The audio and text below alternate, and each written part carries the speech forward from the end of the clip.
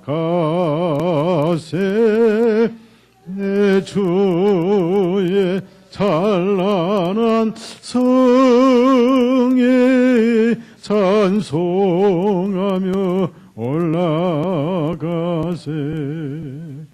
좀 믿지 않는 자 다 찬송 못하는 천부의 자녀 된 자들, 천부의 자녀 된 자들, 그 기쁨 전하세. 그 기쁨 전하세. 저 밝고도 묘한 시온성 향하여 가세. 내 주의 찬란한 성에 찬송하며 올라가세. 저 하늘 황금길 나 이르기 전에 시온성 언덕 위에서 시온성 언덕 위에서 수많은 천사들 날 인도하리라. 저 밝고도 묘한 시온성 향하여 가세. 주의 찬란한 성에 찬송하며 올라가세. 내 눈물 다 씻고 늘 찬송 부르리. 저 임마누엘 주 앞에, 저 임마누엘 주 앞에 나 영광 누리리. 나 영광 누리리. 저 밝고도 묘한 시온성 향하여 가세. 내 주의 찬란한 성에 찬송하며 올라가세. 아멘. 136장 한 장만 더 드리고 오후에 말씀 듣겠습니다. 136장. 힘들고 고달플 때 주님 계신 곳에 나도 죽었지 하고 생각하면 마음이 편합니다. 거기 너 있었는가 그때에 주가 그 십자가에 달릴 때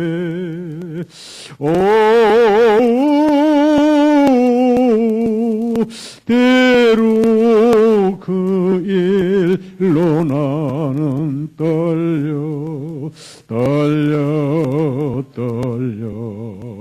거기는 있었는가 그때에 거기는 있었는가 그때에 주 주가 그 나무 위에 달릴 때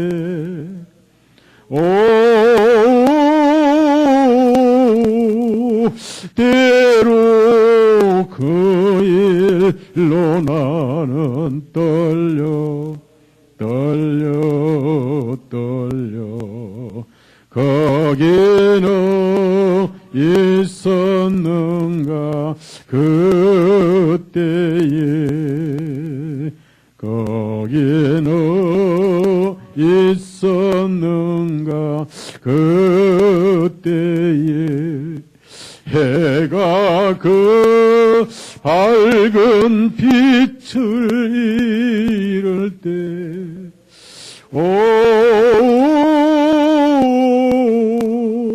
때로 그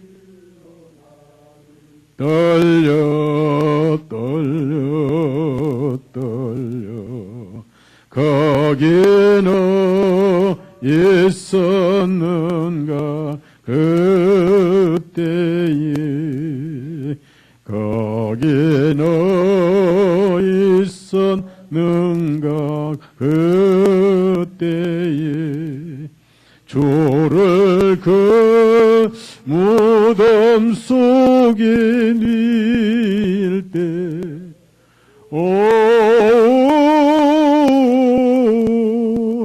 때로 그 일로 나는 떨려 거기는 있었는가 그때에 거기는 있었는가 그때에 주가 그 무덤에서 나올 때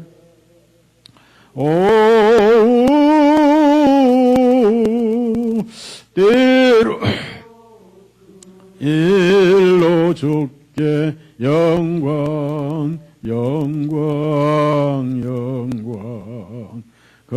거기는 있었는가 그때에 아멘.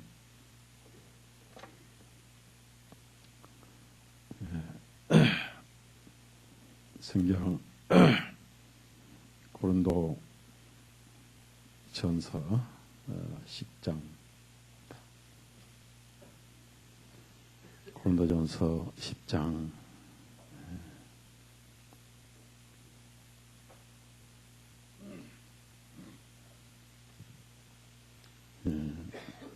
9장입니다. 8장 고린도전서 8장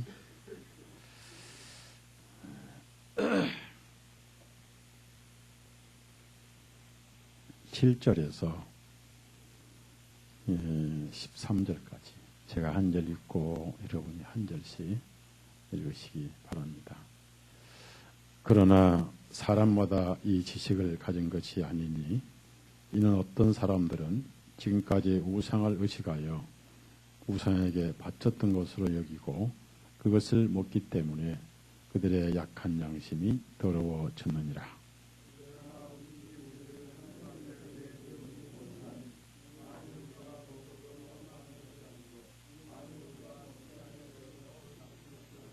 그러나 너희의 이러한 자유가 약한 자들의 걸림돌이 되지 아니하도록 주의하라.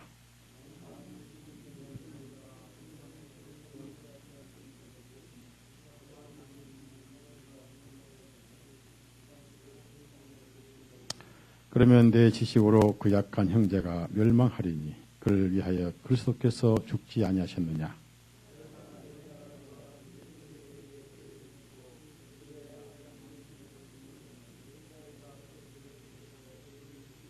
같이 읽습니다.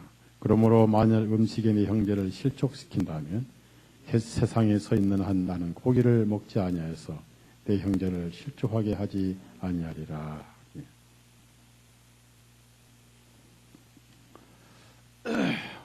오늘 차범수 행정이 오랜만에 오셨는데 반갑습니다. 제가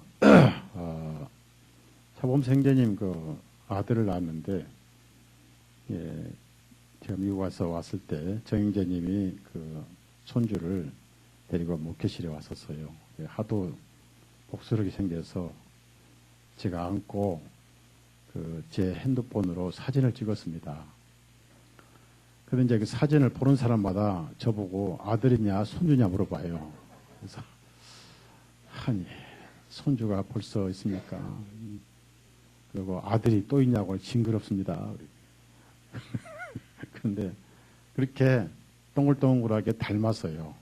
날 닮은 게 아니라 차영기를 닮았는데 아들이 이렇게 복스럽게 생겨가지고 근데 그러니까 아이가 아직 어리니까 자매가 못 나왔는데 이렇게 나오니까 좋고요.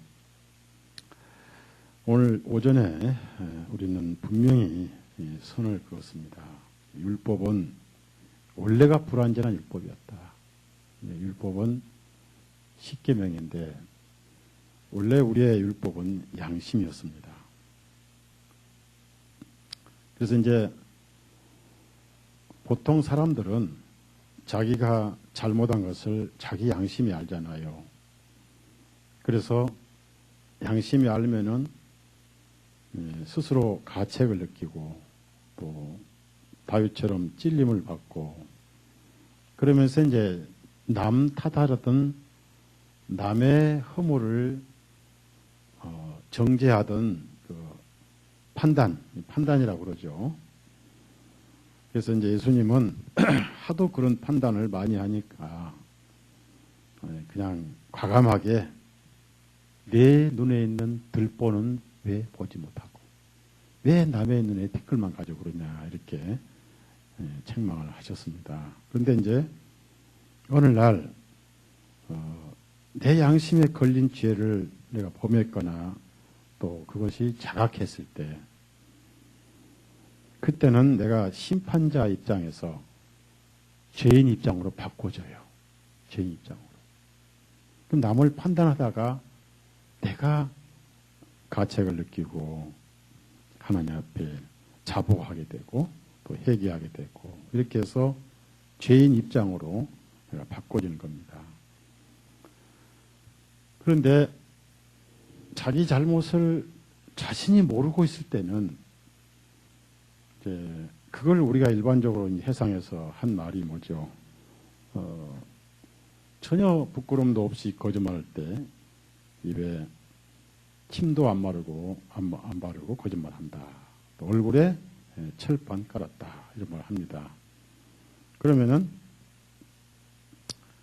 양심이 자신을 찔렀을 때 또 양심이 악이라고 나를 판단했을 때 우리는 무조건 평안히 도망가요. 평안히. 그리고 하나님 앞에 자복을 하게 됩니다. 그러면 자복을 했을 때 다시 믿음으로 돌아가는 거예요. 거듭날 때나 자복할 때나 해답은 피밖에 없어요. 피. 초창기 피로 돌아가야 돼요.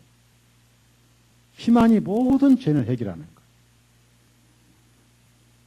그렇게 해서 다시 교제가 회복되고 처음에 받았던 기쁨을 다시 회복을 시킬 수가 있습니다.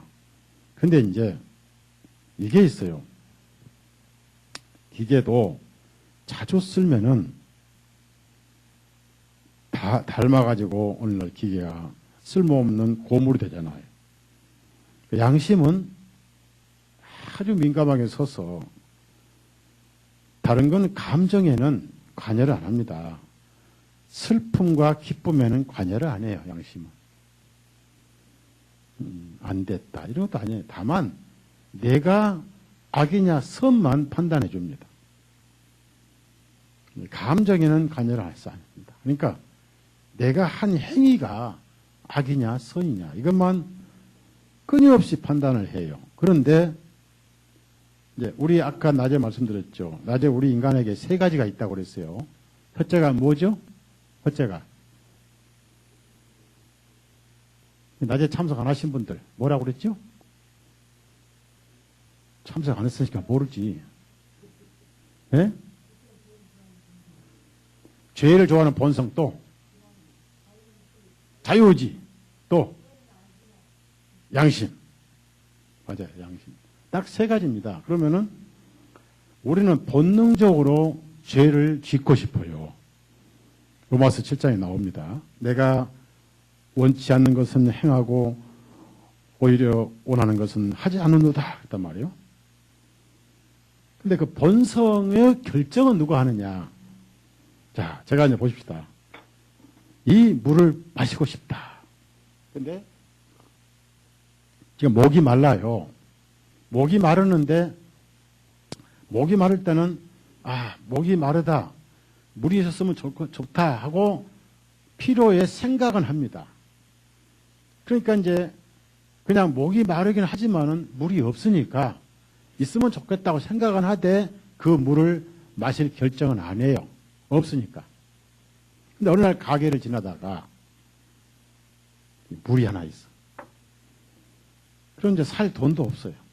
근데 지금 마시고 싶어. 그래서 물을 보니까 마시고 싶은 마음이 번뜩까지 나타나는 거예요. 어서 꿀꺽 시원하게 마시고 싶은데 남의 걸 마시면 이거 죄예요? 의예요? 예? 아니 남의 가의 걸 그냥 마시면 그건 도둑질이죠? 그 죄냐고 의냐고 이게. 예? 죄죠. 그런데 양심이 뭐라고 합니까? 그거 마시면 죄 짓는 거야. 그런데 목마른 본성은 얼른 마시고 싶어요. 본성은 포기 안 해요. 그러면 이제 양심의 말을 듣느냐, 본성의 말을 듣느냐 결정은 내 자유의지가 해요. 그러면 자유의지가 어느 말에 순종을 잘하겠어요? 여러분 같으면 나와 상관없다고? 본성은요, 자유의지는 이 본성적으로 순종을 해요. 양심 말을 안 들어요. 그렇게 대먹었어, 우리 인간은. 양심을 지키고 살도록 된 사람은 거의 없습니다. 말은 그래요. 양심을 지키고 살아라. 그래서 이제 견물생심이 된 거예요.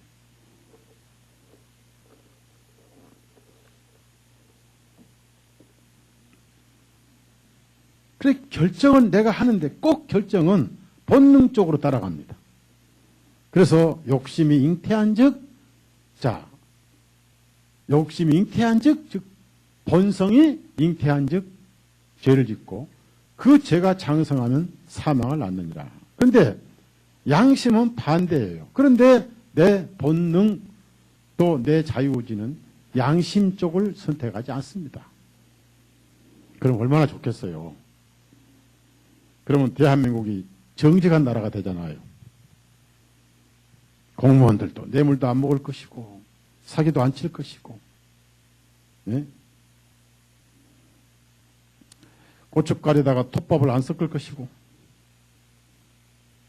근데 우리 인간은 이상하게 양심의 말을 안 들으려고 그래요. 그러면 이제 양심이 계속 선과 악을 분별해 주다가 이 자유의지가 계속 악쪽으로 기울어지면서 양심의 말을 안 들으면서 이렇게 안 듣고 한 30년에서 이제 오랜 세월이 지나서 나중에는 더 이상 양심이 선과 악의 분별을 하지 않아 버려요.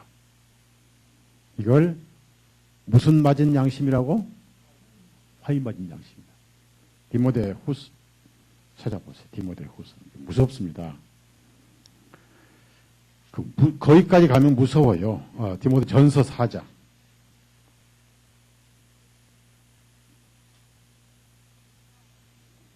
전서 4장. 무섭습니다. 1절, 2절. 그런데 양심이 고장나면 도대체 뭐가 죄고 뭐가 선인지 몰라, 이제. 자, 1절, 2절 시작. 이제 성령님께서 명백히 말씀하시기를 마지막 때 어떤 자들이 믿음에서부터 떠나 미혹하는 영들과 마귀들의 교리들에 주의 기울이라 하셨으니 그들 자신의 양심이 뜨거운 철연을 맞음으로 마비되어 위선으로 거짓을. 자, 여기서 철인이라는 것은 뭡니까? 철인이 뭐냐면은 소나 발굽에다가 또는 가죽에다가 도장을 찍잖아요. 그럼 도장을 찍을 때 그 철 도장을 불로 달고요. 불을 달고서 말 등을 지지면 치치 하면서 타면서 거기에 도장이 새겨지는 거예요. 그럼 무슨 얘기입니까? 살갗이 타버렸다. 양심이 타버렸다. 그래서 어떻게 되세요? 밑에 보니까 마비돼요. 자, 줄을 치세요. 마비돼요. 마비. 이게 이제 이 정도 되면은 얼굴에 뭘 깔고도 거짓말해도 까딱 없어요. 뭘 깔고요? 예? 철판만 깔면 안 돼. 탱크를 깔아. 탱크를. 그래서 악인이 돼버리면 그런 사람들은 죄의 자각을 느끼지 못합니다. 죄의 자각을 못 느끼면은 우선 회개를 할 수 없고요. 구원을 못 받아버려요. 예, 뭐, 한 예로 김정일 같은 애라든지, 히틀러 같은 사람들, 그렇습니다. 그 다음에 우리나라에서도 막 여자들 여러 명 죽인 사람이 있었죠. 대표적으로 기억나는 사람 있어요? 예? 맞아요. 또 누구 있어요? 그리고 화성에서 이 대학생 잡아다가 살까지 벗긴 사람. 그 사람은 뼈하고 살을 사심이 떴어, 사심이. 양심에 화인 받은 사람들이에요. 그럼 뭐냐? 그 사람들은 죽어도 죄의 자각을 못 느낍니다. 그럼 이제 그 사람들은 본능과 자유의지만 딱 남아요. 양심은 잠들어 버렸어요. 아무리 이제 그 다음에 깨우려고 해도 깨울 수가 없습니다. 그래서 그 사람들은 회개를 못해요. 회개 자체가 안 됩니다. 회개의 영이 떠나버렸어요. 외식, 위선. 언제 그 잠이 깨느냐, 그 영혼이, 양심이. 어디서 깰까요? 네? 죽은 다음에 깨요. 너무 늦어버려요. 거기서는 회개할 수도 없고 죄를 사함받는 복음을 들을 수도 없으니까 영원히 자각만 해요. 자각만. 그게 끝없는 양심에 찔리는 거예요. 지옥에. 무섭습니다. 그래서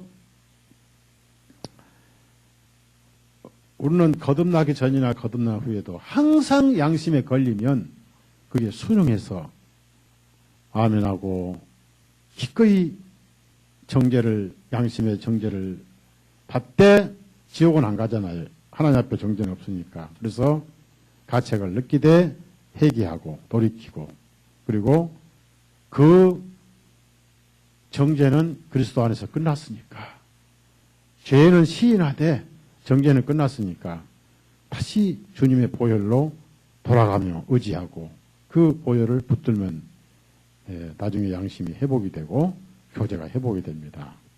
그래서 성경에 늘 강조하는 것은 뭐냐면요. 선한 양심을 강조합니다. 자, 디모데전서 1장. 그래서 이 선한 양심이라는 게 뭘 말하느냐 이겁니다. 선한 양심. 선한 양심과 선한 행위하고는 어떤 관계냐. 5절 읽습니다. 이제 명령의 목적은 순수한 마음과 선한 양심과 여러분이 선한 양심에 줄을 치시고요. 선한 양심. 그 다음에 3장 9절에 순수한 양심 또 줄을 치세요. 선한 양심, 순수한 양심. 그래서 의미가 이제 있습니다. 선한 양심, 순수한 양심, 그리고 또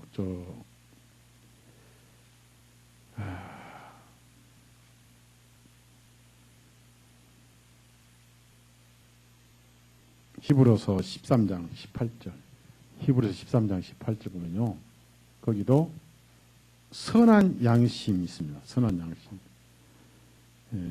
우리 18절 같이 읽습니다. 우리를 위하여 기도하라. 이는 우리가 모든 일에 정직하게 살고자 하는 선한 양심을 가진 줄로 확신하기 때문에, 선한 양심을 또 줄을 쳐보시고, 그 다음에 베드로 전서 3장을 보시면 16절입니다. 16절. 그래서 바울 사도나 베드로는 선한 양심을 많이 강조했어요. 16절 또 읽어요. 선한 양심을 가지라. 이는 그들이 악을 행하는 것 같이 너희를 비방하는 까닭에 그리스도 안에 있는 너희의 선한 행실을 거짓되이 변한 그들로 하여 부끄러워하게 하리. 여기서 선한 양심을 가지라. 또 선한 양심이 또 줄을 쳐보세요. 그러면 이제 선한 양심이 뭐냐면은 하나님 앞에 걸리지 않는 양심이에요.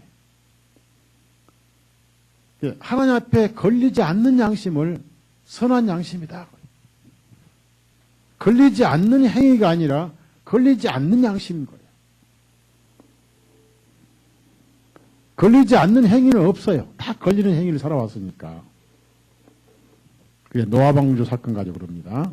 21절. 21절 또 같이 읽습니다. 이것은 예수 그리스도의 부활에 의하여 이제 우리를 구원하신 것과 동일한 모형이니 곧 침례라.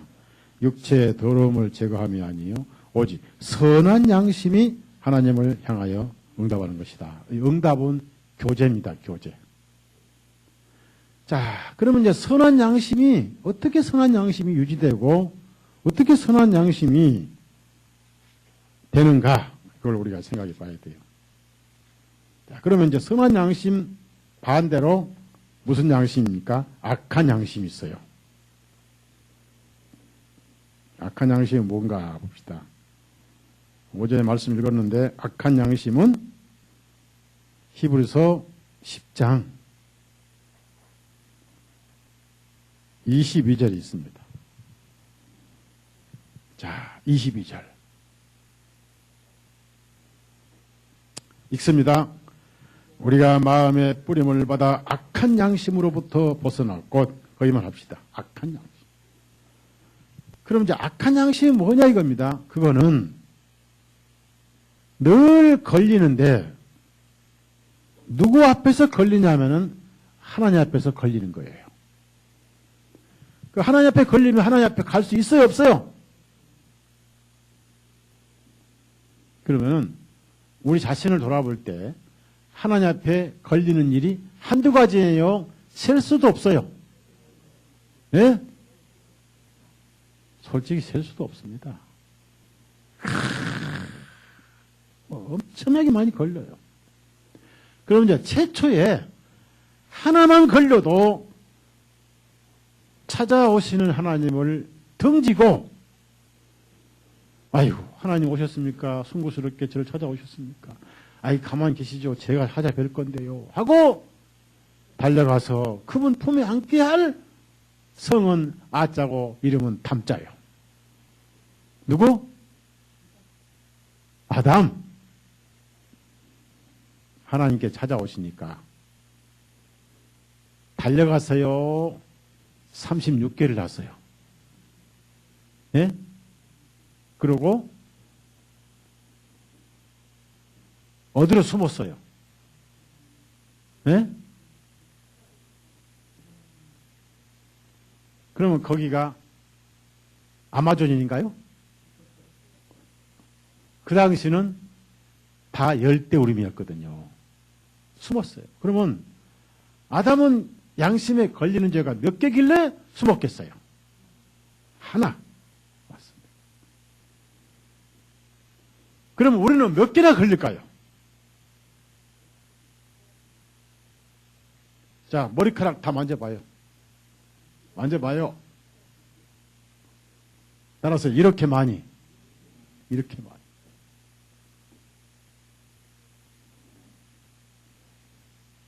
단 하나의 죄 때문에 양심에 걸려서 피해버렸어.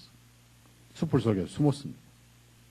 우리는 얼마나 많습니까? 얼마나 많습니까? 예? 얼마나 우리는 죄가 많습니까?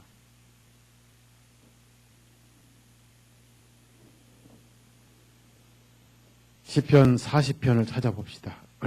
얼마나 양심에 걸린 게 많습니까? 어떻게 감히 하나님 앞에 갑니까? 어떻게 감히 얼굴을 들고 눈을 쳐다봅니까?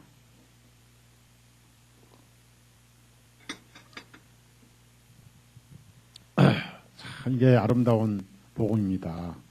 참 여러분은 이 좋은 복음을 택했어요. 참 좋은 교회 오셨어요. 그리고 다 도망갈 때 여러분 참 안 도망해 감사해요. 자, 12절. 40장 12절. 다 같이 읽어요. 다 같이 시작.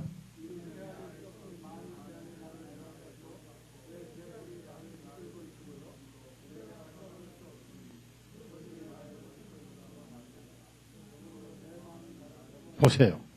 내 마음이 나를 넘어뜨리고 첫째, 죄가 머리털보다 많은데 제일 여기 중요한 것은 양심에 많이 걸리면 첫째 특징이 쳐다볼 수 없다는 거예요. 그러니까 누구를 못 쳐다볼까요? 네? 하나님을. 자, 저를 보세요. 사람이란 뜻이 뭔지 아세요? 사람? 네? 잘도 아시네? 사람이란 뜻은 쳐다본다는 거예요. 누굴 쳐다봐요? 내가 사람을 만들고, 그 말은 내가 나를 쳐다보는 자를 만들고 그 말씀이에요. 그런데 어느 날 이제 못 쳐다보게 됐어. 그래서 이제 잠언서 보니까 악인은 쫓아오는 자가 없어도 도망하느니라, 이런 말씀이 27장, 29장입니다. 우리나라에서는 그 말을 도적이 옆집 발 저른다? 도적이 자기 발 저른다는 거야. 그러니까 사람 그 말은 쳐다보는 자인데 못 쳐다보는 거야. 그 누가복음의 내위도 감히 하늘을 우러러 보지도 못하고 고개를 쳐다보지 못하는 거예요. 사람으로서 쳐다보지 못하는 거예요. 왜? 걸리는 게 많아요. 근데 아담은 딱 하나 걸렸는데도 못 쳐다보고 도망가서 하나님 못 보시게 숯불 속에 숨어버렸어요. 그런데 여러분, 쳐다보게 해 놓으신 분이 예수님이에요. 다 이제 하나님 쳐다보세요. 쳐다봐야 괜찮아요. 여기 하늘에 여기 뭐가 천장밖에 없지. 마음으로 쳐다보라. 마음으로. 따라합시다. 양심으로. 쳐다보는 게 진짜 천장 쳐다보네. 아, 쳐다봐야 천장 이것밖에 뭐 있어요. 마음으로, 양심으로 하나님을 쳐다봐야 이제. 왜? 이 간단해. 왜 간단하냐 이겁니다. 죄란 것은요, 이 죄란 뜻은 관역을 빗나갔다, 이게 죄예요. 화살을 쏘면 관역을 맞춰야 되는데 빗나간 게 죄라고 말합니다. 하나님이 원하신 대로 하지 않는 게 빗나간 거예요. 그래서 원리는 간단합니다. 율법에 없는 죄도 얼마나 많습니다. 엄청나게 많아요.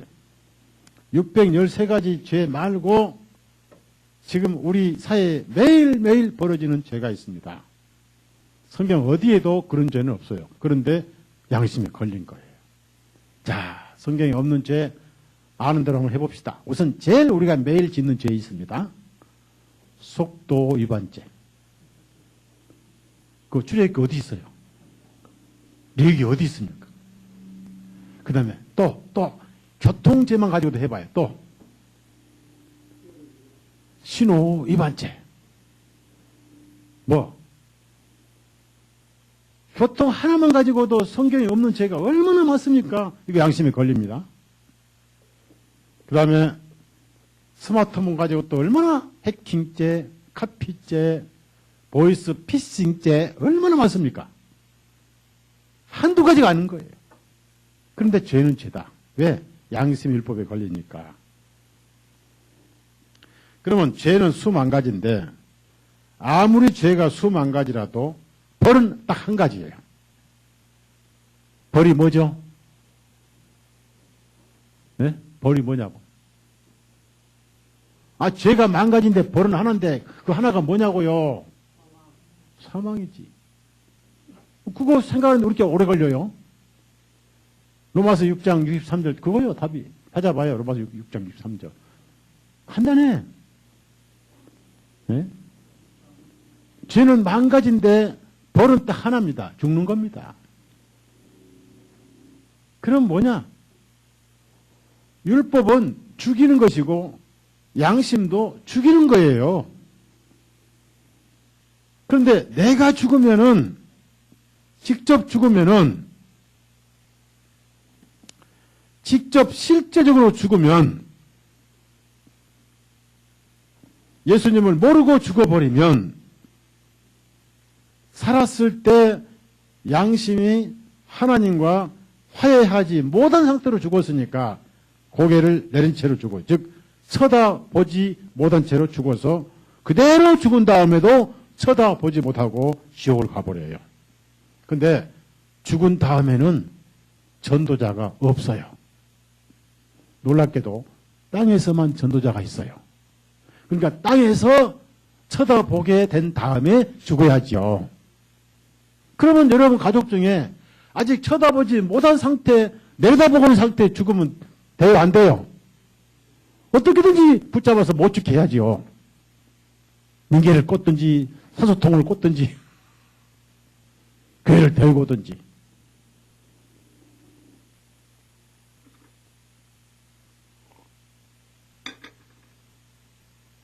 그래서 율법은 뭐냐면은 내가 직접 실제적으로 죽는 게 아니라 죽을 수밖에 없는 자로 고백하도록 하는 것이 율법이에요.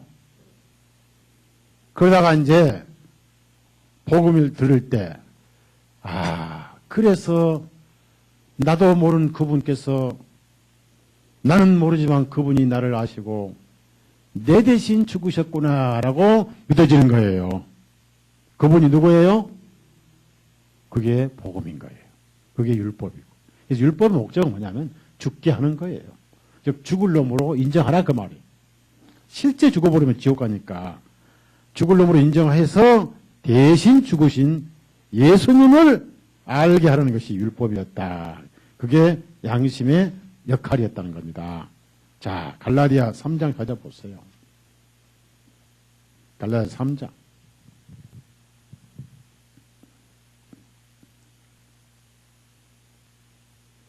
그래서 율법이 주어진 것이다. 22절부터 23절까지 쭉 읽읍시다. 읽고 또 읽읍시다. 자, 22, 23절 먼저 읽습니다. 그러나 성경 기록이 모든 것을 죄 아래 가두었다고 단정하였으니 이것은 예수 그리스도의 믿음에 의하여 약속이 믿는 이들에게 주어지게 하렵니다. 죄 아래 가둔 것은 예수님을 대신 죽으신 예수님을 믿게 하렵니다. 자, 그래서 23절. 그러나 믿음이 오기 전에는 우리가 율법 아래 매였으며 나중에 믿음이 계시될 때까지 갇혀 있었느니라. 자, 이제 24절부터 27절까지. 자, 27절까지 있습니다. 시작. 훈육 선생이 되었으니 이것은 우리로 하여금 믿음으로 어렵게 하기 위함이니라.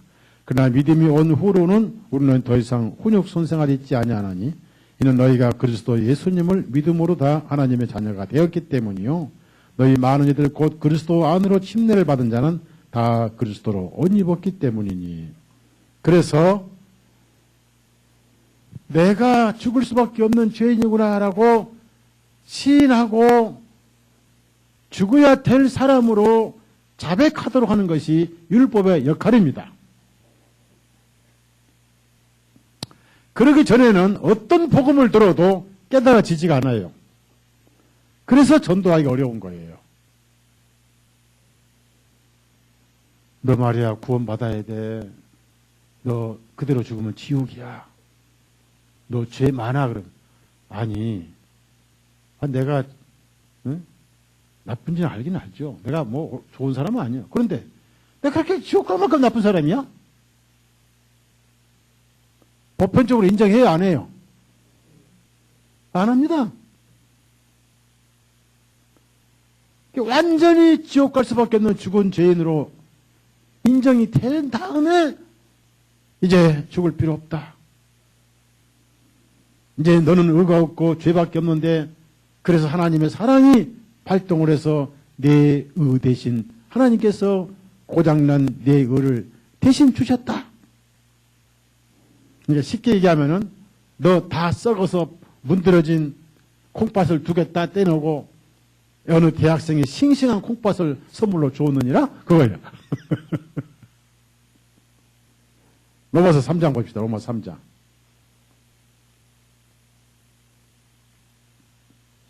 로마서 3장. 그래서 이제 의가 없고 죄밖에 없다고 할 때에 그 복음이 완전히 그 의가 믿어지는 거예요. 그래서 죄를 많이 얘기하라는 거죠. 죄를. 다시 한번 19절에서 20절 먼저 읽습니다. 시작. 이제 우리가 알거니와 율법이 말하는 것은 무엇이든지 율법 아래 있는 자들에게 말하는 것이니 이것은 모든 입을 막아 온 세상으로 하여금 하나님 앞에서 죄가 있게 하려 함이라. 그러므로 율법의 행위로는 그분은 눈앞에 의롭게 될 육체가 없나니 이는 율법을 통해서는 죄를 깨닫기 때문이라. 자, 21절 이게 중요한 시작.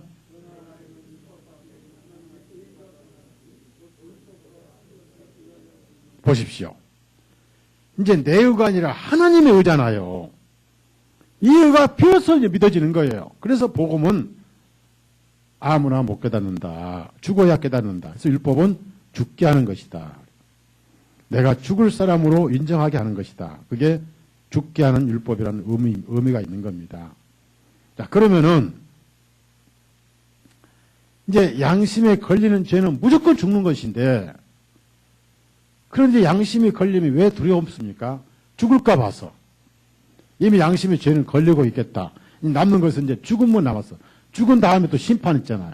히브리서 9장 27절에 한 번 죽는 것은 사람에게 정해진 것이고 그 후에는 심판이 있으리. 무섭잖아요. 지옥 심판이. 그런데 복음이 딱 들어와요. 그래. 내가 죽을 것을 누가 대신 죽어준 분이 계셔. 누군데? 그분이 바로 하나님의 아들 예수 그리스도다. 내가 받을 형벌을 완전하게 다 받으셨어. 그래. 한 푼도 남은 거 없어? 그럼. 한 푼도 안 남기고 다 갚았어. 정말이야. 내가 은행에서 1억을 빌렸는데 1억을 다 갚았단 말이야? 1억만 갚은 줄 알아? 혹시 갚다가 100만 원 빼먹은 줄 몰라서 1억 2천만 원 갚았지. 그분이 예수님이에요. 그래서 여러분은 죽어야 할 죄는 있었고 양심이 그 죄를 자각해서 공포를 주었지만 복음을 듣는 때 그 죽음이 내 대신 예수님 안에서 이루어졌으니까 이제는 양심이 찔림과 정죄와 공포에서 벗어나야죠. 그러죠? 그게 선한 양심이에요. 이해가죠? 그러면 이제 여러분이 지금도 그렇고 죽음 다음에도 그렇고 하나님 앞에 가서 당당히 가야 돼요? 쭈삣쭈삣 가야 돼요? 당당히 갈 사람 흔들어 봐요. 당당히. 지금 당당하게 서는 사람 흔들어 봐. 됐어요. 됐어요. 그러면 항상 선한 양심으로 유지를 해야 돼요. 선한 양심은 유지하려면 두 가지가 있습니다. 우선 성도가 죄를 지면은 또 걸려요. 그러면 또 쭈삣쭈삣하고 교제가 안 돼. 그때 어떻습니까? 합리화해야 돼요. 얼른 자복을 해야 돼요. 그리고 다시 자복했으니까 교제가 되는가요? 역시 피로 교제되는가요? 여러분 착각하면 안 돼요. 자복을 했기 때문에 하나님이 봐준다. 그런 거 없어요. 봐주는 근거는 줄기차게 피밖에 없어요. 누구 피? 피밖에 없는 거예요. 앞사람 어깨 좀 주물러 봐요. 지금 한참 평안한 시간이고 피곤한 시간이고 식곤증이 예민한 시간. 좀 피부도 좀 꼬집고 그래요. 때리고. 안마를 해드려요. 안마.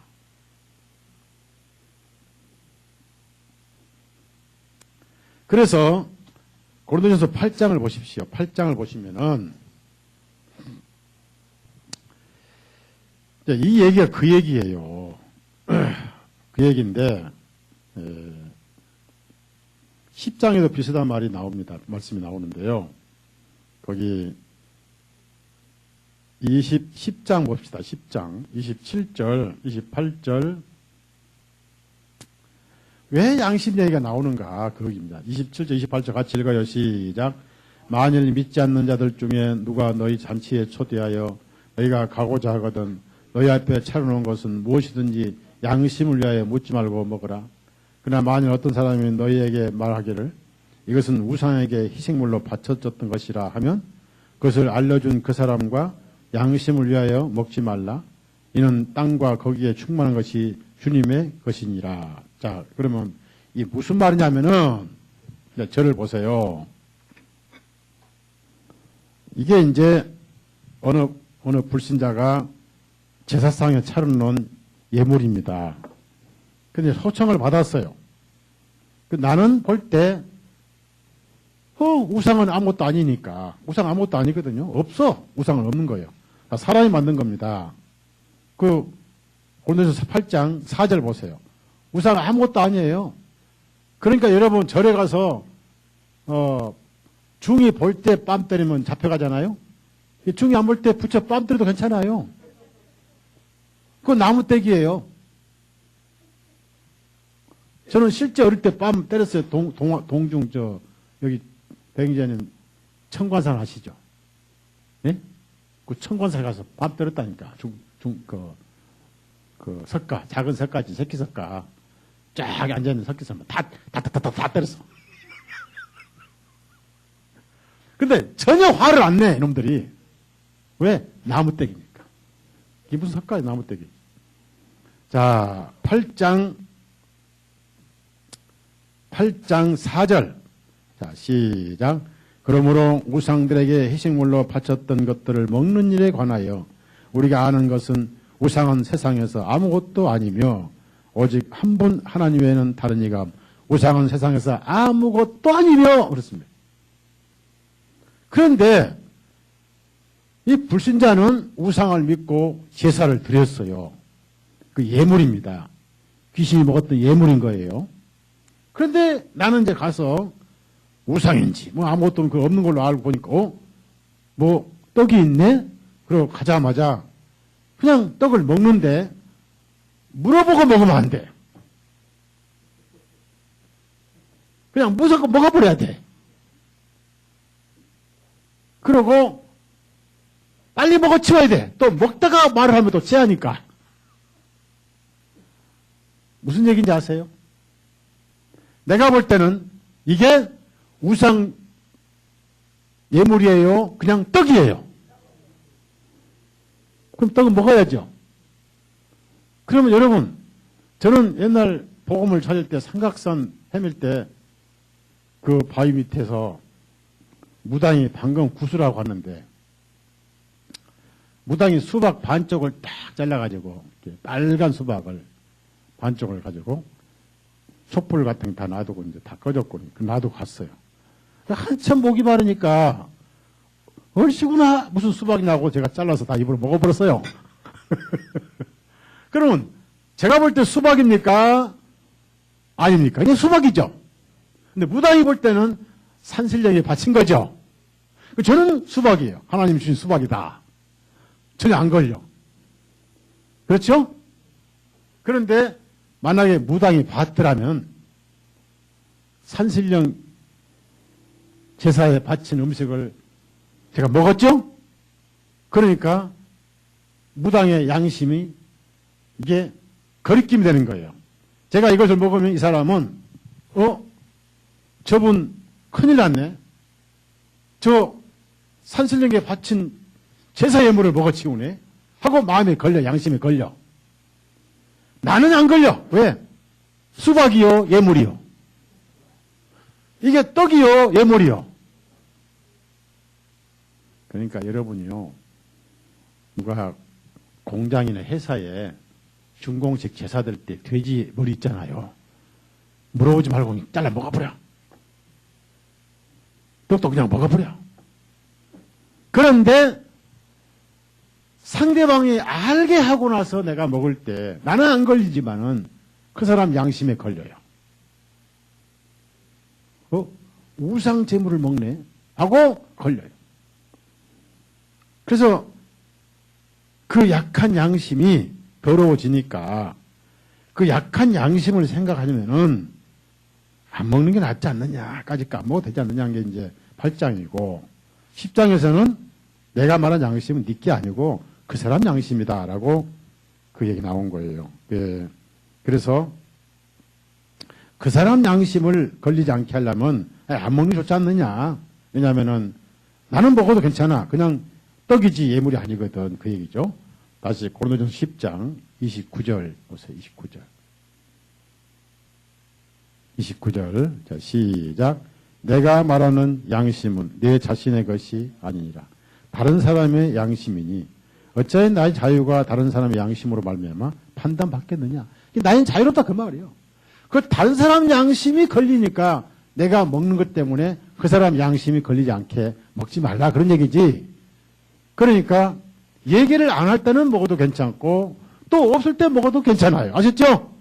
그럼 여러분이 친척집에 시골 제사 갔을 때 새벽에 한 4시쯤 보통 제사상 차려놓잖아요. 그러면 이제 다 잠잘까지 차려놓고 그걸 또 얼른 먹어버리면 돼. 그러면 먹었다는 얘기 하지 마. 그러면 귀신이 진짜 와서 먹었나 싶겠죠.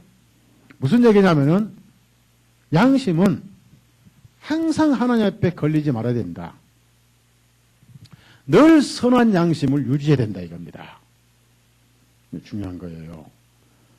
늘 선한 양심을 유지해서 하나님 앞에 항상 교제할 수 있는 그런 상황을 유지하라. 유지. 바울 사도는 편지마다 그 양심에 대해서 많이 다루어요. 양심에 대해서. 예. 그 선한 양심, 깨끗한 양심, 정결한 양심, 히브리서도 그렇고 계속 그 얘기를 강조를 해요. 자, 왜냐하면은 양심 자체가 걸린 상태면은 절대로 하나님 앞에 끌고 가지를 않기 때문입니다. 예, 특히 로마서 2장이 그렇죠. 예를 들어서 그러면 이제 우리가 살면서 그리스도인이 죄를 지었다면 금방 양심에 걸리죠. 그런데 그 걸리게 하는 것은 뭘 느끼게 합니까? 그것도 죄다라고 느끼게 해요. 그러면 이제 그 죄 때문에 계속 정죄당해서 벌벌 떨고 있는 것은 믿음에서 벗어난 겁니다. 그러면 내가 양심이 걸려서 그 죄라고 인식될 때는 제일 첫 번째 할 것이 바로 시인자복이에요. 시인자복이 뭐냐? 따라합시다. 이실 짓고.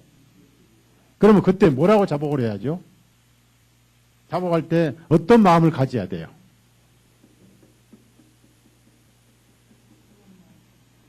이거 하나님 아버지 뭐 저만 그런가요? 다 그렇죠. 이렇게 해야죠. 그럼 또 어떻게 하겠다? 하나님 아버지 이번 한 번만 딱이죠? 또 이렇게 해야 되나요? 무조건 70번이고 10번이고 통해 자복을 해야 돼요. 그 다음에 계속 그 문제 가지고 씨름하면 또 안 돼. 한 번으로 끝내야 돼.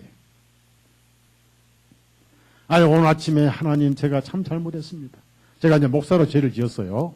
그래서 저녁에 밥 먹을 때 하나님 제가 오늘 참 목사로서 못할 짓을 했고 제가 죄를 지었습니다. 하나님 정말 정말 저 좀 죽게 해주시고, 예, 저를 부인한 삶을 좀 해주시고, 못 박힌 삶을 해주시고, 정말 영광 있는 삶을 해주세요. 그리고 주님 이제 자복하면 다시 예수님 피로 이제 회복이 되잖아요. 피는 안 변하니까. 피는 구원 이후에 우리가 넘어지고 죄를 지을 것까지 아시고 그것까지 담당해 놓으셨어요. 죄자 붙은 건 다 아셨죠? 다 붙은 거예요. 근데 그 다음날 저녁에 그러더니 다음날 아침에 또 밥 먹을 때 하나님 어제 참 죄송했어요. 그러고 이제 했는데 저 내일 저녁에 또 하나님 3일 저녁에 제가 참 잘못했죠. 그래 나중에 하나님 뭐라 하셨어요? 야, 좀 그만하자. 너 한 번이면 됐지. 자꾸 끄집냐고. 그만하자. 여러분도요, 제가 이제 우리 정행자님 돈을, 10,000원 빌렸어요. 근데 10,000원 빌려 제가 안 갚았어. 괜히 안 갚다 날 떼먹었어. 예. 그러다 이제 어느 날 버뜩 생각이, 아이고, 정행자님 찾아가서 죄송해요. 아이고, 제가 10,000원 그냥 어쩌다 떼먹었는데, 미안해요. 나중에 돈 있으면 꼭 갚을게요. 했단 말이에요. 그래서 이제 정행자님이 10,000원 정도 봐줄 거예요? 봐주죠? 네, 됐어요. 그래서 이제, 형제님 미안하게 됐다. 그래서 이제 용서 받았는데, 갔다가 다음에 또 와가지고, 어제 내가 돈 10,000원 때문에 정말 죄송해요. 그래서 다음에 3일 후에 또 와서, 3일 제가 참 죄송해요. 5일 후에 또 와서, 그 10,000원 때문에 저보니까 뺨 때려. 그만 오라고. 따라합시다. 하나님은 한 번이면 끝이다. 그리고 다시 피로 돌아가는 거예요. 예수의 피밖에 없네. 영원히 피밖에 없는 거예요. 그럼 피로 돌아가니까 처음 구원받을 때는 다시 양심이 하나님 앞에 안 걸리게 되는 거예요. 그게 선한 양심이에요. 아주 쉽죠? 그래서 주님의 피가 필요한 거예요. 그러면 그 피를 가지고 늘 하나님 앞에 선한 양심으로 유지할 수 있는 것은 뭘 들으니? 복음을 계속 들어야 돼요. 들어갑시다. 듣고 또 듣고. 듣고 또 듣고. 그게 우리 육신이에요. 어쩔 수 없어요. 그래서 교회를 세운 거예요. 자, 이거 얼마나 고마워요. 그러니까 이제 여러분 낮에 말씀을 드리는 게 다시 강조합니다. 낮에 참석하지 못하신 분들을 위해서 반복합니다. 율법은 아담 때부터 주신 율법이 있다. 하나인데 그 율법은 양심의 율법이란 것입니다. 그런데 노아 시대의 사람들의 죄를 많이 지으니까 그러니까 그리스도인들은 구원받고 성령님이 계셔서 양심이 더 민감해져요. 양심의 선악의 센서가 더 예민해져요. 조그만 것도 죄구나 느껴요. 그러면 느낀다고 해서 죄의 본성이 없어졌느냐? 여전히 우리는 본성과 성령의 소욕과 계속 싸웁니다. 싸우되 조금씩 성령의 소욕이 이겨나가는 거예요. 이게 성화예요. 그러기 위해서 무슨 생활을 했느냐? 모임 생활하는 거예요.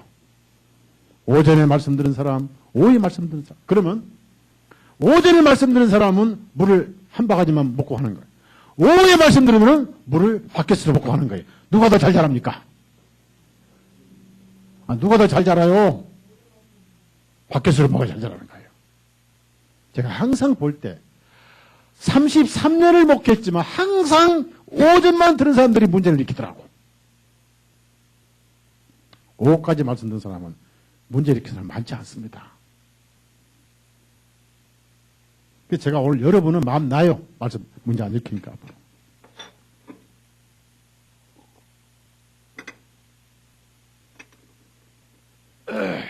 자, 잘 들으세요. 그런데 그 양심이 민감해지는데 민감해질수록 죄도 더 잘 자각을 하고 잘 느끼겠죠. 조금만 잘못도 그리스도의 양심은 금방 정지하지만 금방 깨닫게 하지만 동시에 특징이 뭐냐? 금방 자복을 합니다. 하루에 몇 번씩? 네? 문자대로 70번씩? 시도 때도 없이. 이른번시란 뜻이 뭐냐면요, 한계가 없다 그 말이에요. 한계. 7은 완전 숫자입니다. 그러면 이거 한번 생각해 보세요. 70번씩 7번? 왜 90번씩 9번? 10번씩 100번 이렇게 안 하시고 70번씩 7번인가? 생각해 봐요. 그러면 예수님은 구약의 배경을 벗어난 적이 없습니다. 여러분이 항상 예수님 입장에서 성경도 읽어보시고 모든 걸 그렇게 생각하세요. 우리는 그리스도이니까. 우리는 그리스도인이에요. 우리는 크리스천들이랍니다. 그럼 왜 70번씩 7번인가? 한번 계산해 봐요. 재태곤 형제, 70번씩 7번은 몇 번이에요? 네? 오, 잘한다. 그러면 490번이 무슨 의미가 있습니까? 70번씩 7번 안식 후에 50년째 희년이 있죠? 네? 희년이 50년째잖아요. 안식년 49번 다음에 50년 희년인데 희년은 완전 자유잖아요. 그래서 희년을 10배로 확장시킨 게 다니엘 490년이에요. 그러면 70번씩 7번이라는 그 말은 완전한 용서라 그 말이에요. 말이 70번 7번 사실은 완전한 용서예요. 그래서 우리가 구원받고 뭐 70번씩 7번 그것도 이미 골고다에서 완전히 용서된 것이다 그런 뜻이에요. 그래서 여러분이 밖에 나갈 때 하루 아침에 여보 나 밖에 나가는데 계산기 좀 줘봐. 왜요 여보? 밖에 나가도 싸울지도 몰라. 계산해봐야 돼. 70번씩 싸울지도 모르니까 계산해봐야지. 왜 70번 넘어지면 또 용서를 못할지 모르니까 그런 뜻이 아니라 그 말이에요. 이해 갑니까? 70번씩 7번이 몇 번이라고? 490년은 뭐라고요? 희년! 맞습니다. 그래서 예수님 다니엘 9장 490년도 예수님 오셔서 이루었고 구약의 7안식년 다음에 50년 또 희년이고 그럼 뜻은 뭐예요? 완전한 용서를 말하는 거예요. 그래서 여러분은 죄는 지을 수 있지만은 용서는 없어요. 주기도문이 끝난 거예요. 이것이 은혜란 거예요. 은혜. 따라합시다. 은혜. 그래서 너무 소식이 좋은 소식이니까 혼자 알기는 아깝다 그 말이에요. 그래서 이 소식 자체가 전하지 않고는 못 배게 돼 있다 그 말이에요. 저는 그런 삶을 살고 있잖아요 지금. 만약에 여러분이 내일 설악산 가셔가지고 100년 묵은 산삼 털을 발견했어. 거기에 갑자기 10억짜리 산삼 발견했어. 인생이 바뀌어버려. 새로운 피조물이 돼버려. 내려오자마자 나발을 불면 어떻게 됩니까? 보나만 하지. 어디를 가면은 몇 분응선에 어디 바위 밑에 100년 먹은 산삼이 있다고 나발을 불면은 내 것이 돼요. 다 도망가 버려요. 그래서 그것은 몰래 딱 표시해놓고 내려오지 나발 안 불잖아요. 그죠? 왜? 한계가 있으니까. 근데 복음은 한계가 있어요? 없어요? 무한정이죠? 그러니까 내가 먹고 싶을 대로 먹고도 남은 게 복음이니까 전해줘야죠. 그래서 이 기쁜 소식을 전라도만 전하세요? 이 기쁜 소식을 부천시만 전하세요? 이 기쁜 소식을 어디 전하자고요? 온 세상 전하세요. 자, 그래 양심의 한계는 이렇게 했는데 양심이 점점 죄를 짓고 포악하게 죄를 지으니까 양심이 기능이 마비됩니다. 안 되겠다. 사람들이 이제 죄를 회개할지도 모르겠어. 양심의 기능이 완전히 마비돼서 회개할 수 없는 상황에 빠진 시대가 노아시대였어요. 그래서 뭘 주셨습니까? 다시 깨우자. 양심을 깨우는 약이 중간에 주신 약이 바로 율법이에요. 율법. 그래서 율법을 통해서 양심이 깨웠습니다. 그래서 바울 사도가 탐내지 말라 했기 때문에 내가 탐심 알았다 해서 양심이 깨웠잖아요. 그러다가 이제 그 율법은 죽이는 거니까. 왜냐하면 하나님 의를 엄청나게 세워놨습니다.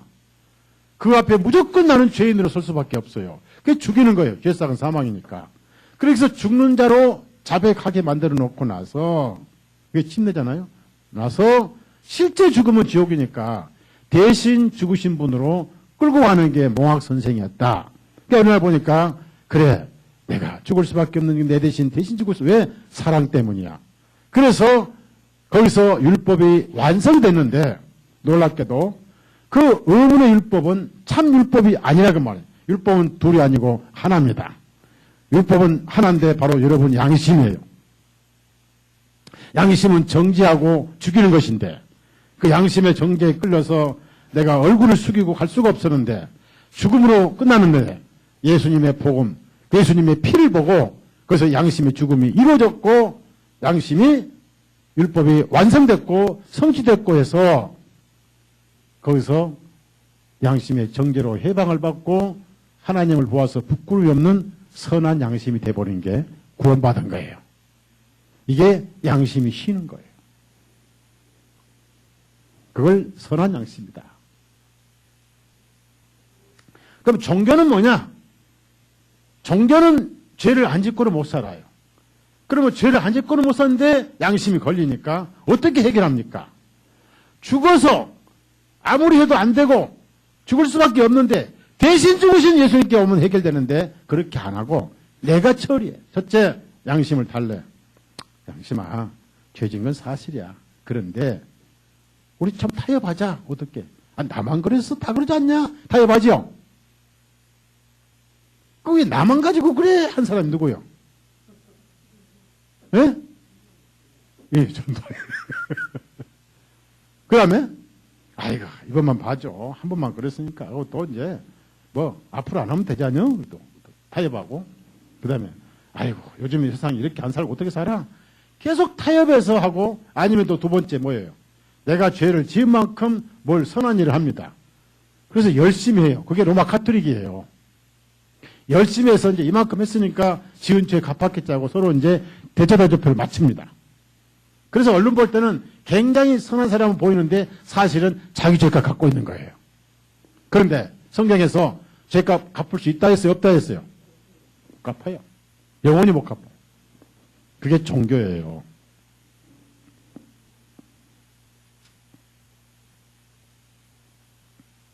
우리가 가늠하다가 체포된 여자가 있는데요. 이거 굉장히 중요한 말씀이 하나예요. 못 마칩니다. 요한복음 8장 하자 보세요. 죄도 나름인데, 죄가 나름인데, 이거 여러분이 꼭 오늘 아시고 집에 가셔야 돼요. 아시고.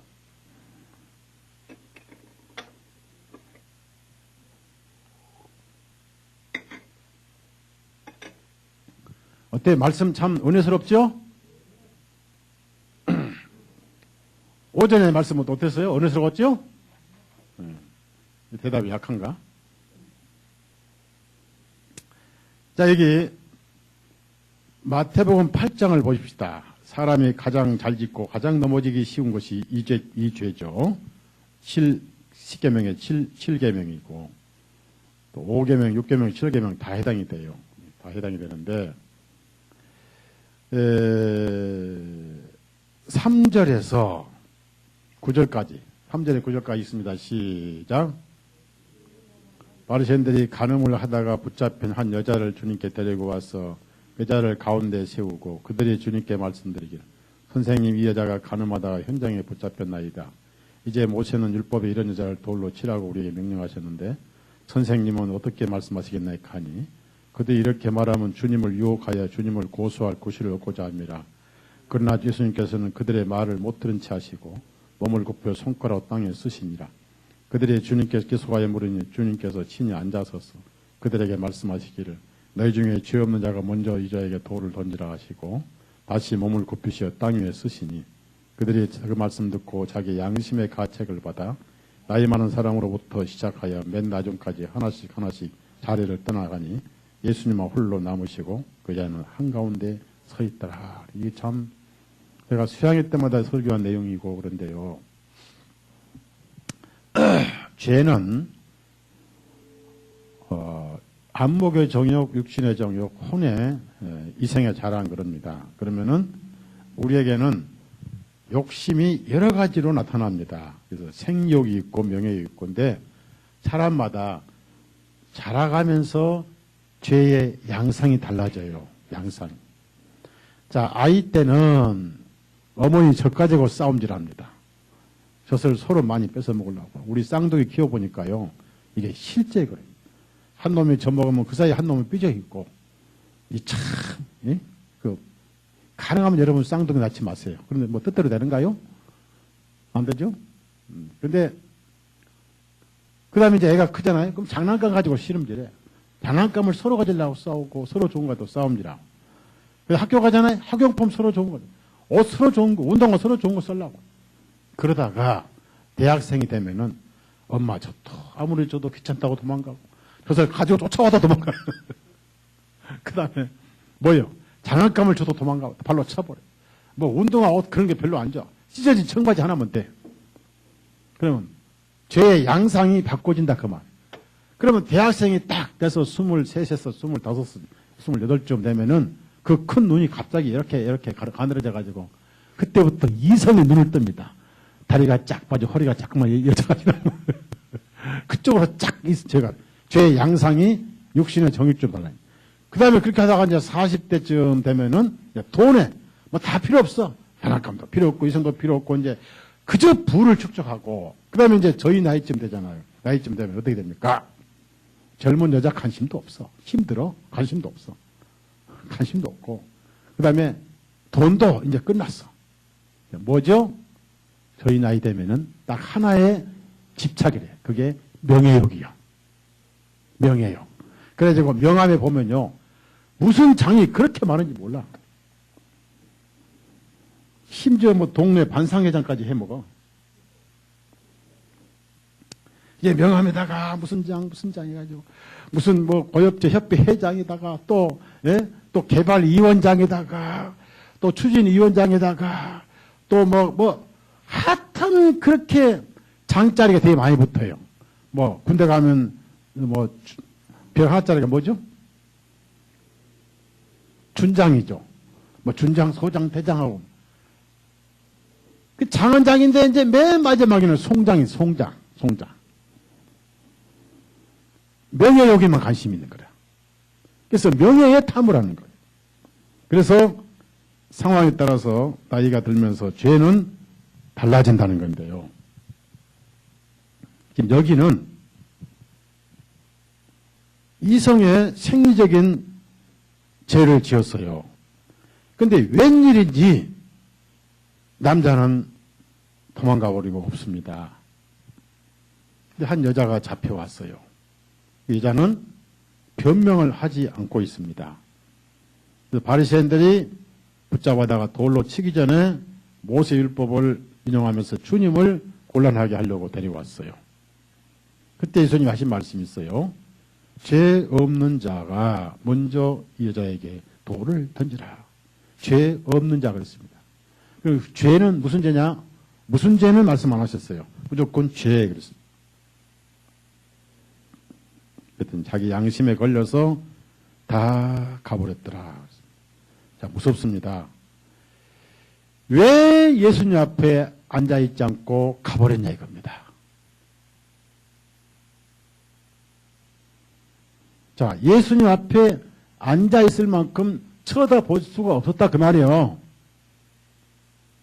그러면 그 사람들이 예수님 앞에서도 쳐다보지 못하고 양심에 걸려서 쫓겨서 가버렸는데 천국에는 과연 그분들이 앉아있겠어요? 도망가겠어요? 네? 도망가죠.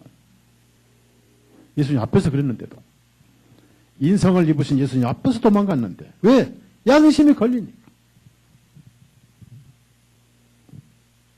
그래서 양심에 걸려서 떠났다 그 말은 자기 죄를 시인했다 그 말이에요. 시인했는데 회개는 하지 않았죠. 왜? 예수님께 돌아오지는 않았죠. 왜일까요? 왜일까요? 왜 안 돌아왔을까요? 왜? 아니, 지금 죄는 인정하고 있는 거예요. 죄는 인정하니까 이제 도망갔는데, 왜 도망가지 말고 예수님께 돌아와야죠? 안 돌아왔냐고. 예수님이 그 죄를 짊어지러 오신 줄을 몰랐다 그 말이에요. 아니, 요한복음 1장 29절 말씀 있잖아요. 요한복음 1장 29절 시작. 이렇게 하면 돼.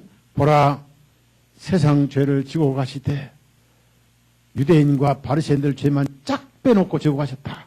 그런 게 없잖아요. 모르니까 가버린 거예요. 모르니까. 근데 보세요. 죄도 두 가지 죄가 있어요. 물어보겠습니다. 여러분 생상에 맡긴 여자가 쾌락을 즐기려고 죄를 지었겠어요? 먹고 살려고 지었겠어요? 네? 먹고 살려고 지었죠. 그러면 하나님 보실 때 누가 더 사악합니까? 쾌락을 즐기려고 지은 죄가 사악해요? 먹고 살려고 몸 파는 죄가 사악해요?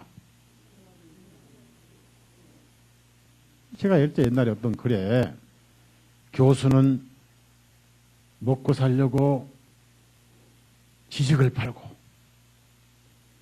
청년은 먹고 살려고 몸을 팔고 목사는 먹고 살려고 설교를 파는 거하고 차이가 뭐냐? 그런 사람이 있었어요. 차이가 있어요? 없어요? 똑같아요. 똑같은 거예요. 왜? 청년은 교수 자격이 없으니까 교수가 안 돼서 먹고 살고 먹고 살려고 몸 파는 거. 그가 목사가 될 수 없으니까 먹고 살려고 몸 파는 건데. 지금 이 여자가 쾌락을 즐기려고 가늠한 게 아니고 그 당시 상황에 비춰볼 때 먹고 살려고 몸을 팔아 가늠을 했는데 재수없게도 잡혀버렸어요. 그런데 율법에는요. 무슨 동기로 이 죄를 지었느냐라고 안 따지고 결과만 따져요. 간음은 간음이에요. 맞죠? 그 율법을 알기 때문에 여자가 끌려오면서 변명을 하지 않았습니다. 요즘 같으면 차별금지법을 통해서 소송을 합니다. 남이야. 이러든 저든 말든 무슨 상관이야.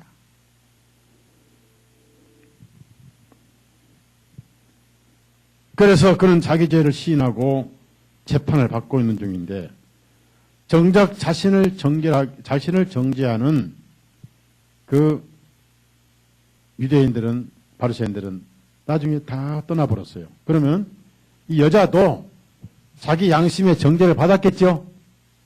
단지 안 죽으려고 변명했어요. 죽음을 각오했어요. 각오했잖아요. 그게 죄인이 할 일이에요. 그러니까 복음을 들으니까 죽을 필요 없게 된 거 아니에요. 그게 율법이 하는 일이에요. 그래서 율법의 역할이 대신 죽으러 오신 예수님께까지 안내하고 죄인하고 대신 죽을 수밖에 없는 죄인하고 대신 죽으러 오신 예수님 딱 만나고 나니까 정죄는 끝난 거죠. 그래서 중요한 질문이 뭐냐면은 너를 정죄하고 너를 고발한 자가 없느냐? 이건 굉장히 중요한 진리입니다. 여러분 마음속에 양심이 아무리 고소를 해도 예수님 피가 있기 때문에 양심은 더 이상 고발이나 지옥 가라고 정죄하지 않습니다. 그게 믿음인 거예요. 자, 10절, 8장 10절 다 같이 읽습니다. 시작.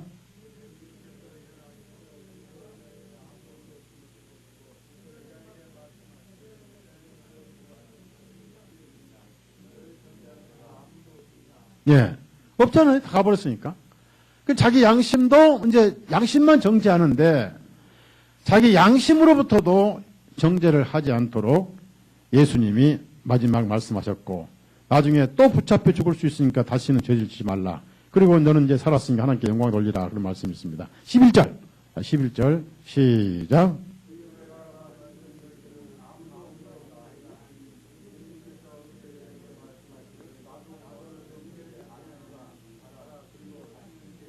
예. 그래서 나도 너를 정죄하지 아니하노라. 그러니까 왜 양심의 가책을 피해서 가버렸는가 이겁니다. 그러면 양심의 가책, 죄를 자각함과 동시에 자기를 정죄하는 것인데 어디로 갔어요? 예수님을 피해서 정죄를 받지 않는 곳으로 피했는데 그 피했다고 해서 이미 정죄한 양심의 가책이 끝나겠느냐 이겁니다. 그들은 죄는 알되 복음은 못 들었어요. 그럼 이 사람들이 지금은 2000년 후에 지금은 어디에 있겠어요? 어디 있겠냐고요? 네? 지옥에 있어요. 그러면 지옥에 있는 것이 우리가 복음으로 볼 때는 그 죄 때문에 가 있는 거예요. 예수님은 몰라서 가 있는 거예요. 바로 그겁니다. 그래서 여러분이 항상 양심을 하나님 앞에 선한 양심으로 지탱하고 가야 되는 이유가 뭐냐? 항상 하나님 앞에 웃는 얼굴로 교제가 계속되는 상황에서 그게 바로 예배입니다. 여러분이 하나님과 교제가 막힌 상태에서는 예배도 중단된 거예요. 예, 부부싸움 예를 듭시다. 부부싸움. 부부가 일심동체고 서로 사랑하는데 어쩌다 싸움이 나서 서로 등을 돌리고 말도 안 하고 밥도 안 먹고 또 심하면 집을 나가서 안 들어오고 그래요. 며칠씩 안 들어오는 사람도 있을 것이고 말을 안 해. 그러고 이제 화나면 말을 안 하고 완력으로 막 뭘 깨기도 하고 두드려 패기도, 자기 마누라 두드려 패기도 하고. 아침 신문 보니까 요즘에는 부부싸움에 폭력이라고 막 무조건 폭력으로 나온다고 이렇게 나오더라고요. 큰일 났다고. 근데 뭔가 사회에 불만이 좀 많고 경제가 어려우니까 별짓 다 해. 그러면은 서로 사랑해서 결혼을 했는데도 등지고 있는 순간은 사랑이 계속되는 거예요? 사랑이 중단된 거예요? 예? 중단됐죠? 그러면 법적으로 사랑이고 한 집에 같이 잠을 자고 밥을 같이 먹어도 사랑이 깨졌으니까 내용적으로는 부부가 아니죠? 예? 부부는 뭐예요? 사랑을 할 때만 부부죠? 아닌가요? 아내는 밥하고 남편은 돈 벌어온 부부인가요? 그거 아니에요. 뭘 하든 간에 사랑이 중단되거나 깨지면 부부 아닙니다. 그거는. 부부는 아니고 그냥 남자 여자예요. 남자 여자가 한 집에 있는 거예요. 부부는 아닌데. 그럼 우리가 하나님과 교제가 중단되는 것은 예배가 중단되는 거예요. 왜? 양심이 이미 등져 있습니다. 내가 죄를 지었습니다. 그럼 어떻게 합니까? 중요한 것은 자복이에요. 자복. 자복이란 말이 뭐죠? 자복을 어떻게 생각하세요?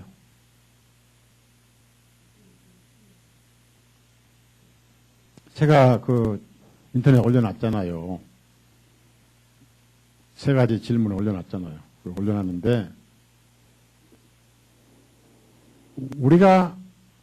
내가 생활에서 지은 죄를 내가 어떻게 할 수는 없어요. 이미 엎질러진 물입니다. 방법이 없어요. 여기 지금 보세요. 내가 물을 엎질러 이미 죄를 지었습니다. 이걸 다시 담을 수는 없는 거예요.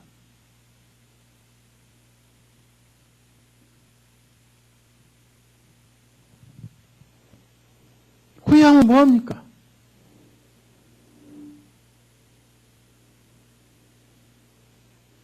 어떻게 이미 죄를 지었는데. 그래서 제일 중요한 것은 시인하고 하나님 앞에 인정하고 아파한 마음으로 자복을 하는 것인데 그게 예수님이 손발을 시인하고 더럽다고 내 맡긴 사람들만 발을 다 씻는 거예요. 근데 그 중에서 나는 씻을 필요 없다고 발을 쫙 안으로 뽑아들인 사람 하나 있었죠? 성은 베시고. 네? 베드로.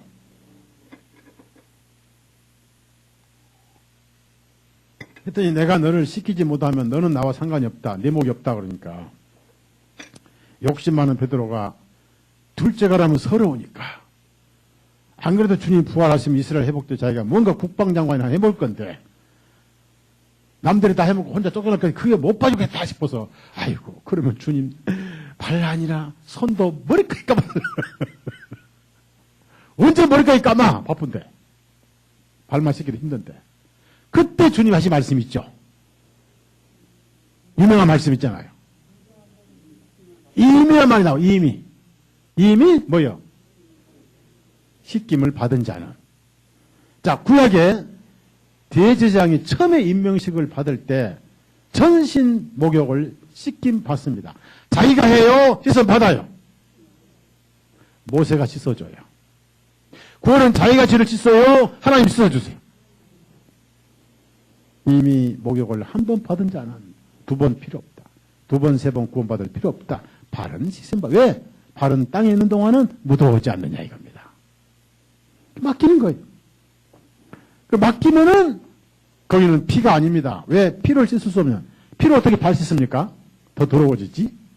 그 말은 피로 발을 씻긴다 그 말은 구원을 또 받는 게 아니라 이미 흘려진 피의 진리를 다시 깨우치는 게 물두멍에 물이에요. 그 물이 지금 여러분 듣고 있는 복음이에요.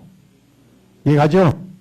그러니까 끊임없이 갈 때까지는 언제든지 발을 내밀고 언제든지 자복하고 다시 주님의 피로 교제가 회복되면서 항상 하나님과 선한 양심으로 24시간 교제가 이루어져야 돼. 그게 바로 예배예요.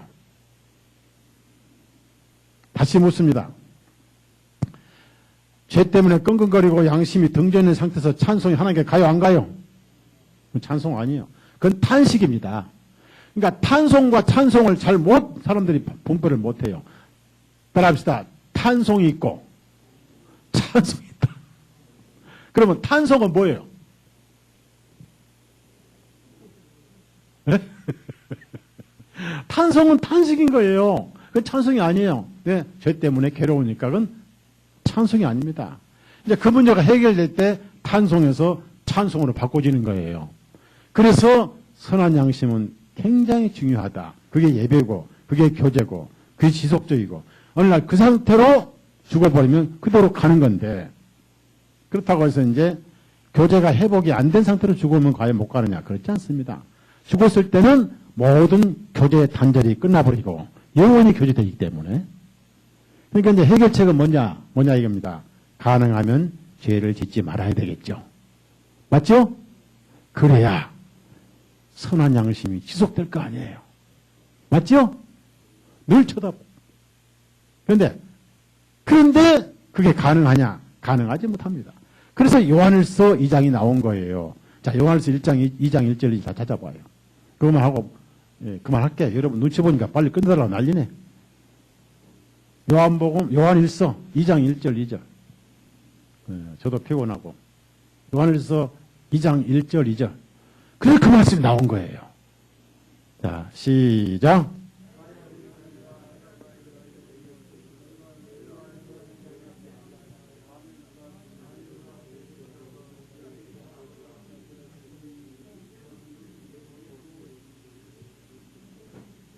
예, 참, 한 번 더 읽어요. 시작.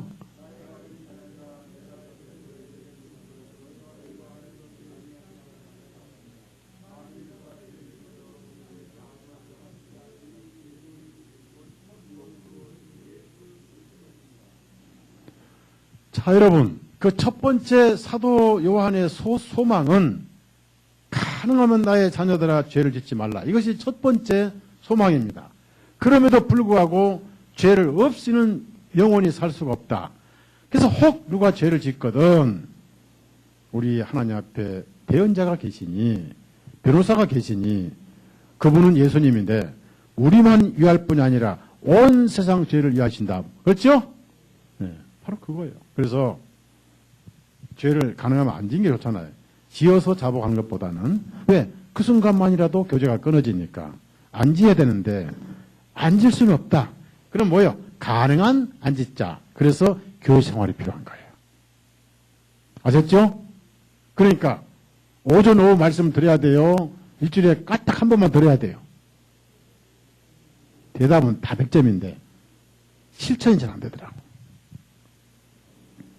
선한 양심 굉장히 중요합니다. 여러분 마음속에 항상 깨끗한 양심을 유지하는 것이 성령님의 뜻이고 또 주님의 뜻입니다. 이 바울 사도는 실제로 그렇게 자기 자신을 억제하면서 자기 자신을 이렇게 절제하면서 살았어요. 그리고 항상 하나님과 민감한 그런 교제를 했습니다. 그리고 여러분 아실 것은요, 양심에 걸린 상태에서는 절대 성령님이 역사하지 않습니다. 양심에 걸린 상태에서 그걸 자복하고 버리고 다시 그리스도의 피로 하나님과 교제가 되기 전까지는 성령님은 역사하지 않고 성령의 열매도 없고요. 성경도 안 보이고 은혜가 되질 않아요. 그러니까 항상 하나님으로부터 은혜가 나오기 때문에 항상 하나님과 빛을 등지면 안 돼요. 항상 햇빛을 받으며 살아야 따뜻하고 세포가 살아나고 그렇지. 빛을 등져봐요. 첫째 얼굴이 노래지고 그 다음에 춥고 이거 보세요. 여기 왜 여기 이 식물들이 여기만 갖다 놓으면 죽는지 아세요? 햇빛을 못 보잖아요. 밖에 나가고 햇빛 보면 좋고 공기 쐬면 좋으니까 우리가 항상 하나님과 영적인 교제가 얼마나 중요한가. 그래서 가능하면 죄를 짓지 않게 하되 지었으면 즉각 자복을 하고 다시 믿음으로 돌아가야 되고 즉 다시 하나님께 돌아가는 게 즉각 자복을 해서 교제가 되고 그러니까 늘 또 죽음은 언제 올지 모르잖아요. 여러분 내가 한 15년 살고 그 다음 12월 31일 날 저녁 9시 죽을 것이다. 그러니까 그렇게 죽으려고 작정합니까? 안 되잖아요. 언제 죽을지 모르잖아요. 그러니까 지금 내가 하나님과 이렇게 교제가 활발한 된 상태에서 오늘 갑자기 죽음이 찾아와도 그대로 내 영혼이 빠져나가서 그대로 가는 거예요. 아셨죠? 네. 왜냐하면 물론 이제 죽은 다음에는 내가 교제를 회복하지 않고 죽었잖아요. 죽은 다음에는 즉시 하나님의 교제가 돼요. 왜냐하면은 영혼이기 때문에 교제가 회복됩니다. 다시는 이제 교제가 전달도 안 되지만은 그런 게 있어요. 그래서 여러분이 그래서 죄를 미워해야 되고 성령의 충만함을 가져야 되고 이것이 성경의 가르침입니다. 기도하십시다. 주님 감사합니다.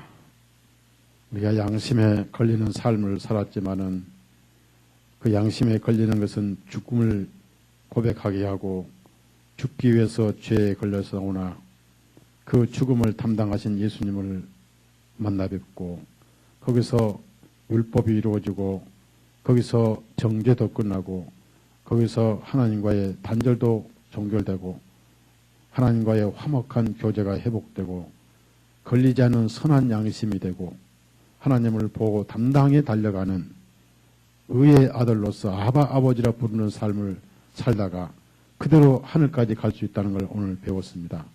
그러기에 우리가 가능하면 죄를 멀리하되 혹 죄를 범했을 때 즉각 자복하고 돌이키고 다시 주님의 피로 회복되는 이런 성화의 삶이 날마다 계속되게 해주시고 우리 형제자매님들 날마다 시간마다 선한 양심을 유지하면서 하나님과 활발한 성령 충만한 넘치는 교제를 이루다가 또 그 에너지와 그 능력으로 주님을 섬기다가 어느 날 하늘에 가서 영원히 쉬게 해 주옵소서. 예수님 이름으로 기도드렸사옵나이다. 아멘. 마칩니다.